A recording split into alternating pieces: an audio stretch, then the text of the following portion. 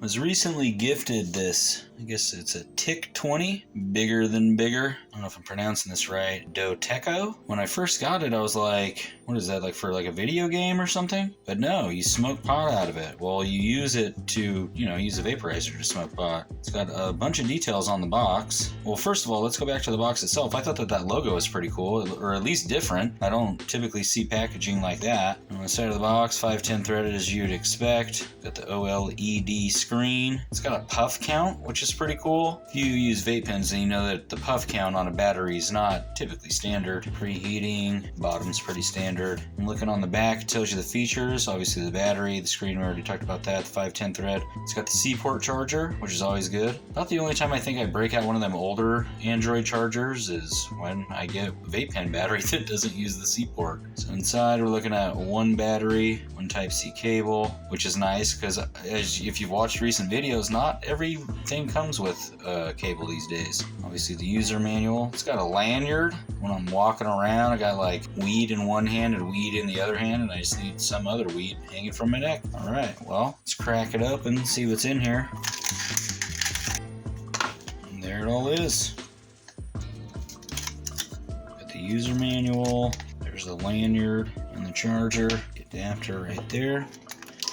And here's the unit. Got it. I mean, it's really small. This is not very big at all. I was reading some reviews on some other outlets because I've never heard of this product before. And the only critique that I came across was that when the vape pen cartridge is in there, that someone thought it was too tall. And I don't know what kind of vape pen batteries folks are using out there, but this is smaller than just about anyone I've ever used. Alright, well, for those that watch my channel, you know that the next step is going to be putting this thing on the charger, and we'll go look through the user manual, so we'll do that now. Alright, so I threw that on the charger, and one thing that's super cool is it has a readout on there, so it has an exact percentage. It's at 94%. I'll top it off up to 100, but that'll give me time to look through this user manual. The big button's the power button. You can increase voltage and decrease voltage. And that's one thing that I read about this, is you can go down to 1/10 of a volt. I mean, that's like precision. Most things that I've reviewed on here, you get between like 3 and 5 settings, and the jumps between voltages are, fairly substantial. With this, to be able to just go up 1/10 of a volt at a time, that's pretty cool. And you got all your specifications. It says charging time is 1.5 hours. It'd be really cool to just get like a vape pen cartridge, have it fully charged, and just heat on it for an hour and a half, see if that's true. It's like getting to the center of a Tootsie Pop, but vape pen style. And here we go. Without any operation, device will shut off after 5 minutes. So like when you get too high and you put it in your pocket, and it'll just go off for you, I guess. So we're looking at 5 times turn it off and on, pretty standard. Hit it twice for the preheat. Got different messages on there. And there's the voltage action right there. Pretty cool. Charging, which I'm doing now. It displays the status, like I was saying earlier, on the OLED screen. It's at 94%. And just while I was talking about the user manual, it went up to 100%, so we're ready to go. Busting out some of this Granny Skunk, the sativa blend. Throw it on here.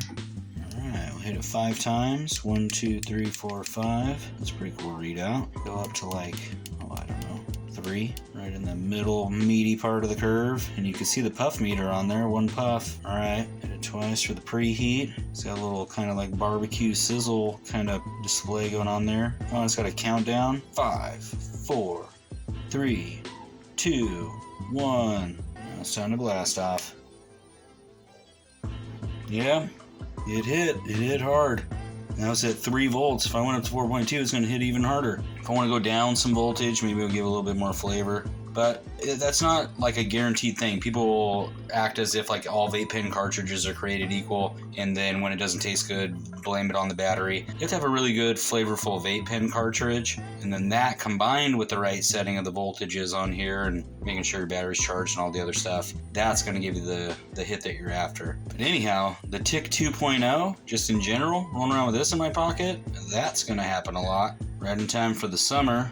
One thing that was, I don't know, kind of confusing to me though, is I tried to find like the price on this. Like I said, I got this gifted to me and I went out there to try to find it, and all I could find was like wholesale information, and there was a handful of reviews out there and everybody seems to love it. I know I do, but as far as where you get it, I think you got to do it the old-fashioned way and just go to your local head shop, see if they got it, or you can go look for it on the internet. If you can find something at a reputable outlet that you like and you see this there, I don't know how much it costs, but I can say that it's awesome. So if it's affordable and it meets your price point, I would definitely recommend picking it up. Well, I'm off to go do some gardening with my little gardening friend here. I'll catch you folks next time on the Higher Things Club.